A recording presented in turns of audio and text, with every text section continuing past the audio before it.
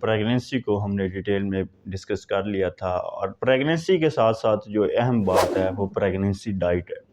अब बहुत सारी मिथ्स होती हैं, बहुत ज़्यादा कन्फ्यूज़ होती हैं माँ और बच्चे दोनों की सेहत के लिए कि माँ जो है आने वाले न्यूबॉर्न बेबी के लिए, उसकी हेल्थ के लिए क्या खाए कि आने वाला बच्चा जो है वो ज़हीन हो, खूबसूरत हो, अक्लमंद हो, उसका आईक्यू लेवल अच्छा हो।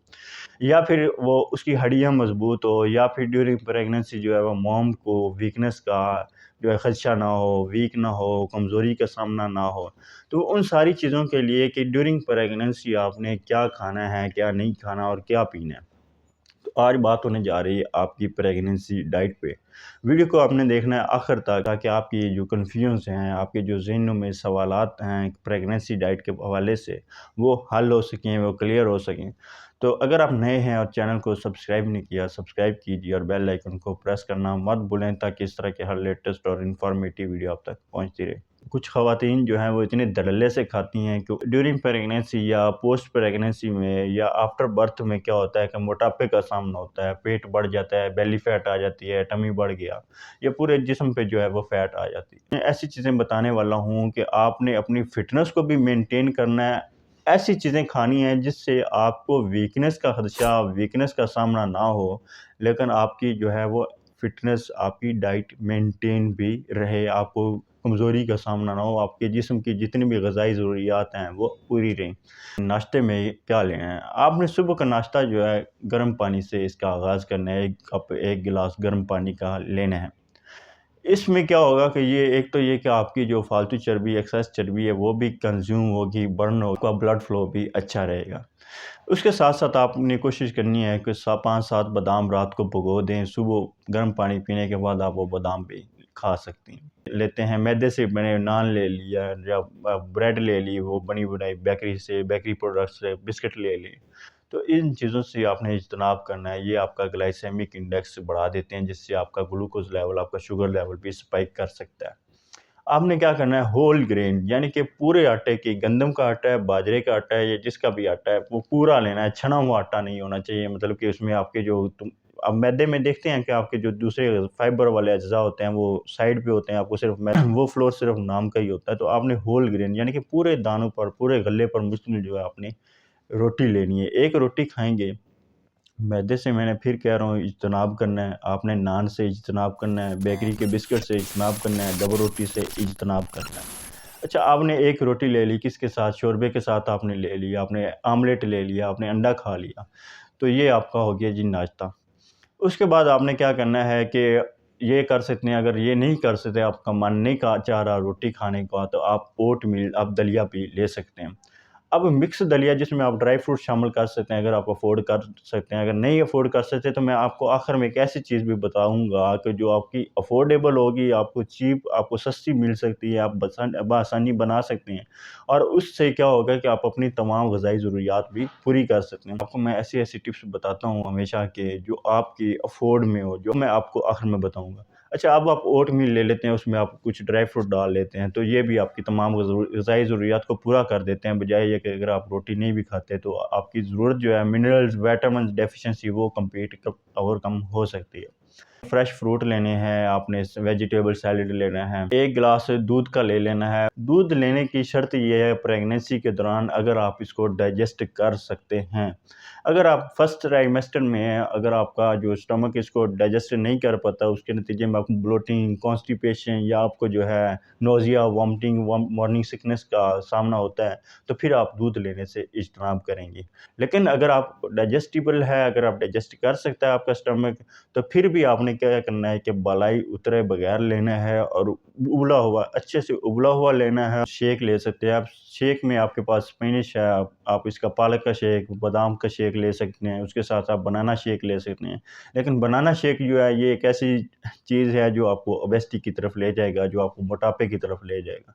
तो अगर आप लेते हैं तो एहतियात के साथ 1 गिलास, 1 कप ले लिया करें, लेकिन अगर ज़्यादा लेंगे तो आपको मोटापा हो सकता है। अच्छा, उसके बाद है, ये तो हो गया जी आपका नाश्ता। इसमें आपको मैं फिर रिपीट कर देता हूँ, 1 गिलास गर्म पानी लिया, 5-7 बादाम लिए या फिर फिर एक आपने रोटी ले ली शोरबे के साथ, अंडे के साथ, आमलेट के साथ। उसके बाद आपने क्या किया, फ्रूट ले लिया। अगर ये नहीं ले सकते, रोटी नहीं खा सकते, तो फिर आप ओटमील, दलिया, ड्राई फ्रूट पर मबनी ले सकते हैं। आप स्मूदी ले सकते हैं, शेक वगैरह ले सकते हैं। इसके बाद आपका लंच टाइम। अब लंच में आपने क्या देखना है कि ब्राउन राइस आपने लेना है प्रोटीन पर मबनी। अब प्रोटीन उसमें आप कैसे ऐड कर सकते हैं, उसमें आप ग्रिल चिकन ऐड कर सकते हैं, आप उसमें फ़िश ऐड कर सकते हैं। इनका इस्तेमाल करेंगे तो आपका प्रोटीन लेवल भी अच्छा रहेगा। प्रोटीन की भी ज़रूरत आपकी पूरी रहेगी। अब इसमें आप देखते हैं कि इसमें आप कैरेट्स ले सकते हैं, ब्रोकली ले सकते हैं, वेजिटेबल रोस्टेड वेजिटेबल्स का जो स्टीम सैलेड है वो ले सकते हैं। तो ये आप लंच में ये आपकी तमाम विटामिन्स, मिनरल्स, फाइबर्स की ज़रूरत को भी पूरा करता है। अब फाइबर बहुत ज़्यादा ज़रूरी है, हमें 25 से 30 ग्राम डेली का फाइबर रिक्वायर्ड है हमारी बॉडी के लिए, चाहे आप प्रेग्नेंट हैं, चाहे प्रेग्नेंट नहीं है, चाहे मेल हैं, चाहे फीमेल हैं। आपके स्टमक के लिए, आपकी गट हेल्थ के लिए 25 से 30 ग्राम डेली का फाइबर मस्ट है। अगर आप नहीं लेते तो फिर आपको कॉन्स्टिपेशन की तरफ चले जाते हैं, अगर फिर आपकी गट हेल्थ डिस्टर्ब होती है। अच्छा, आपने क्या करना है कि इसका स्टीम सैलेड ले लिया, इसको फ्रेश सैलेड भी ले सकते हैं, कच्ची सब्जियों और फ्रूट्स पर मबनी। उसके साथ-साथ आप एक रोटी ले सकते हैं, अगर ब्राउन राइस नहीं ले सकते तो आप रोटी एक फिर खा लें। ये तो हो गया जी आपका लंच। अब आपके इवनिंग स्नैक शाम को 3-4 बजे का टाइम है। इस वक़्त आपने क्या करना है, इस वक़्त आप क्या ले सकते हैं, आपने होल ग्रेन सैंडविच लेना है, किसके साथ? चीज़ पर मबनी। नहीं ले सकते तो कोई बात नहीं, आप एक स्वीट पोटैटो ले लें, आप शकरकंदी खाएँ। शकरकंदी आपकी ज़िंदगी का वो अहम जुज़्व है जो आपके जिस्म की, आपकी बॉडी की तमाम ज़रूरियात को पूरा करती है। बेसिकली हमें ठेलों पे लगते हुए ऐसे नज़र आता है कि ये एक आम सी चीज़ है, ऊपर मिट्टी लगी हुई है। तो आप इवनिंग स्नैक में अगर ये लेते हैं तो आपको कमज़ोरी का सामना नहीं होता, आपने शकरकंदी खानी है। उसके बाद 1 कप ग्रीन टी का लें, ये आपके वेट लॉस में भी हेल्प करेगा, आपके स्टैमिना को बूस्ट करेगा, आपको वीकनेस का जो है खदशा वो और कम होगा, आपका ब्लड प्रेशर भी ठीक रहेगा, आपका ग्लूकोज़ लेवल भी अच्छा रहेगा। इसके साथ-साथ अब आ गई जी बारी डिनर की, रात का खाना खाना है, उसमें क्या लेना है? इसमें आपने महँगी चीज़ अगर आपको बताऊँ तो आप ग्रिल्ड सैल्मन ले सकते हैं। सैल्मन एक वो मछली है जिसमें ओमेगा 3 फैटी एसिड ज़्यादा पाया जाता है, जो कि हमारी बॉडी के लिए रिक्वायर्ड होता है। अब ओमेगा 3 फैटी एसिड सैल्मन मछली आप अफ़ोर्ड नहीं कर सकते, तो उसके नतीजे में आप क्या कर सकते हैं, आप थोड़े पैसों में, एक 50-100 रुपए में आप कितना ज़्यादा ओमेगा 3 फैटी एसिड ले सकते हैं, वो भी मैं आपको बताता हूँ। उसके साथ-साथ अगर आप एक रोटी ले लेते हैं सालन के साथ, कोई भी सब्ज़ी बनी है उसके साथ एक रोटी ले ली, चपाती ले ली, आपने 1 कप गर्म मिल्क का उसके बाद ले लेना है, कोई 2 घंटे के वक़्फ़े के बाद। उस कप दूध के अंदर आपने थोड़ी-सी हल्दी मिला लेनी है, उसको अच्छे से बॉयल कर लेना है, उसमें गुड़ शामिल करेंगे, उसमें शहद शामिल करें। ये आपकी बॉडी के लिए बहुत ज़्यादा ज़रूरी है, ये आपको तमाम वो ज़रूरियात की आपकी बॉडी को पूरा करेगा। आने वाला नवमौलूद बच्चा जो हेल्थी होगा, आपको इन्फ्लेमेशन का सामना नहीं होगा, एंटी इन्फ्लेमेटरी है हेल्दी, उसके अलावा इसके बहुत ज़्यादा अफ़ादियत है। इसके साथ-साथ आपने खजूरें खानी है, रात को सोने से पहले आप खजूरें ले सकते हैं, ड्राई फिग्स ले सकते हैं, अंजीर ले सकते हैं। तो ये हो गया जी आपका डिनर। अब मैं वो चीज़ बताता हूँ आपको कि मैंने बताया आपको कि अब ओमेगा 3 फैटी एसिड हमारे जिस्म के लिए बहुत ज़रूरी है। ओमेगा 3 फैटी एसिड किस में पाया जाता है? अब सैल्मन मछली में पाया जाता है। ये कौन अफ़ोर्ड करते हैं? Elite class. लेकिन मिडल क्लास की बात करें, सैल्मन मछली से भी 3 गुना ज़्यादा अगर ओमेगा 3 फैटी एसिड पाया जाता है, तो वो अलसी के बीज, फ्लैक्स सीड्स में पाया जाता है। अब ₹100 के आपके फ्लैक्स सीड्स लेते हैं, तो वो आपके 5-7 दिन निकल जाते हैं। थोड़े-थोड़े 2-2 चम्मच करके लेते हैं आप, उसको तवे पे ड्राई रोस्ट करें, एज़ अ स्नैक्स उसको एन्जॉय करें। काला नमक लगाकर या जिस तरह भी आप हस्बे ज़ायक़ा लेना चाहते हैं तो।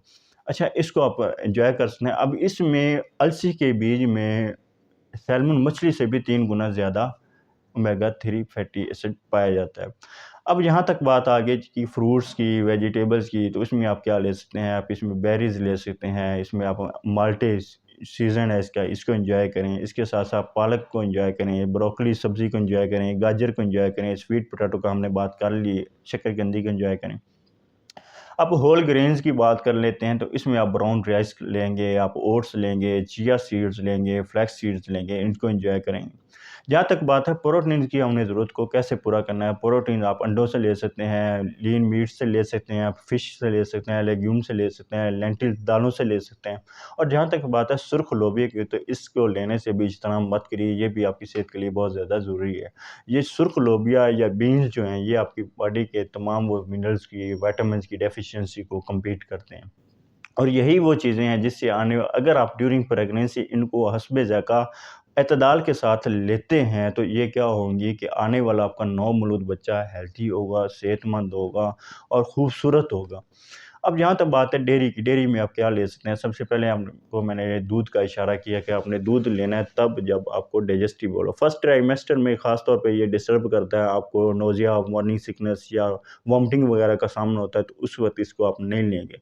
उसके बाद जब आपकी हालत कुछ बेहतर होती है, चौथे माह, 4th मंथ में या सेकंड ट्राइमेस्टर की बात कर लेते हैं, तो उसमें अगर आपकी हालत कुछ बेहतर होती है, तो आप बगैर बलाई के दूध ले सकते हैं। आप दही का इस्तेमाल लाज़मी करें, दही पे कोई कंप्रोमाइज़ नहीं, इसमें प्रोबायोटिक्स होते हैं, दूध में भी होते हैं। तो ये प्रोबायोटिक्स आपकी गट हेल्थ के लिए बहुत ज़्यादा फ़ायदेमंद है, ये आपकी कॉन्स्टिपेशन से आपको क्योर करते हैं। अब जहाँ तक बात है जी हेल्थी फैट्स की, हेल्थी फैट्स आपने कहाँ से लेने हैं? हेल्थी फैट्स आप एवोकाडो से लेंगे, थोड़ा महँगा फ्रूट है, अगर अफ़ोर्ड कर सकते हैं तो ले लें, नहीं तो फिर आप नट्स किशमिश का इस्तेमाल करें, नट्स का इस्तेमाल करें, ऑलिव ऑयल अगर ये इस्तेमाल नहीं कर सकते, तो आप गोश्त जो है इसको इस्तेमाल करें, इससे आप ले सकती हैं फैट्स। अब जहाँ तक बात है कि वो चीज़ें जो आपके लिए रिस्की साबित हो सकती हैं, प्रेगनेंसी के लिए, आपके बच्चे के लिए, आपकी सेहत के लिए, आपके बच्चे की सेहत के लिए, तो उनको लेने से आपने इज्तनाब करना है। सबसे पहले नंबर पे है ये कि जो कुछ लोग कहते हैं कि कच्चा अंडा या कोई हाफ़ फ्राई अंडा, इसको लेने से इज्तनाब करेंगे, ये आपको मतले की तरफ ले जाएगा। अब हाफ़ फ्राई, अंडर कुक्ड चीज़ें, अंडर पास्चराइज़ चीज़ें, उनको लेने से आप इज्तनाब करेंगे। अच्छा पका हुआ खाना खाएँ, थोड़ा सुथरा खाना खाएँ, थोड़ा खाएँ, सुथरा खाएँ। अच्छा, इसमें आपने हाफ़ फ्राई अंडे, हाफ़ फ्राई फ़िश या इस तरह की चीज़ों से इज्तनाब करना है। सेकंड नंबर पे आप एक्सेस कॉफ़ी से इज्तनाब करना है, इसमें कैफ़ीन होती है, आप कोशिश करें कि डेली 1 कप लें, इससे ज़्यादा ना लें ड्यूरिंग प्रेगनेंसी। आप क्या कर सकते हैं कि आप अनपास्चराइज़्ड डेयरी प्रोडक्ट्स से या चीज़ या मिल्क नहीं ले सकते। मैंने बताया आपको दूध लेना है तो आपने अच्छा उबला हुआ लेना है, उसके अलावा कच्चा दूध या ऐसे जो मिल्क मेडिंग करके अगर आप देहातों से आए, शहरी एरिया में हैं, दूध लेते हैं तो उसको बॉयल किए बगैर लेते हैं तो ये आपके स्टमक के लिए फ़ायदेमंद नहीं है, ये आपको पेचिस, मोशन, डायरिया वगैरह लगवा सकता है। आपने अल्कोहल और प्रोसेस्ड फूड से इज्तनाब करना है। अल्कोहल तो ख़ैर पाकिस्तानी वुमेन इंडियन कल्चर में नहीं लेते, लेकिन जहाँ तक बात है प्रोसेस्ड फूड्स की, जो कैन्ड प्रोडक्ट्स हैं, जो आपको बेकरी की चीज़ें लेते हैं, आप कार्बोनेटेड ड्रिंक्स लेते हैं, कार्बोहाइड्रेटेड ड्रिंक्स लेते हैं, इनको लेने से आपने इज्तनाब करना है, ये भी आपकी सेहत के लिए फ़ायदेमंद नहीं है।